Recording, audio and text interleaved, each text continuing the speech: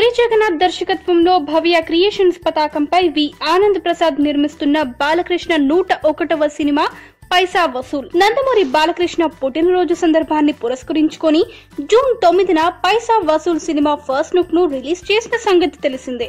గౌతమిపుత్ర శాతకర్ణిలో బాలకృష్ణ శ్రేయా శరణ్ల జంటకు మంచి ప్రేక్షక ఆదరణ పొందడంతో మళ్లీ అదే కాంబినేషన్ ను ఈ సినిమాలో రిపీట్ చేస్తున్నారు. అనూప్ రూబెన్స్ ఈ మూవీకి మ్యూజిక్ కంపోజ్ చేయనున్నారు. జనరల్ గా బాలయ్య నటించే సినిమాల బడ్జెట్ 30-40 కోట్ల లోపే ఉంటాయి.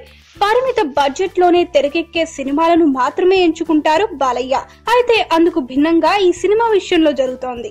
ఈ సినిమాలో అది కుదిరేట్టు కనపడలేదు. పూరి జగన్నాథ్ దర్శకత్వంలో వస్తున్న ఈ మూవీని పరిమిత బడ్జెట్ క్విక్ షెడ్యూల్ లో ముగించాలని మేకర్స్ అనుకున్నా అది సాధ్యపడలేదు. సుమారు నెల రోజుల పాటు పోర్చుగల్ లో సాగిన షెడ్యూల్ కే వ్యయం తడిసి మోపడైంది.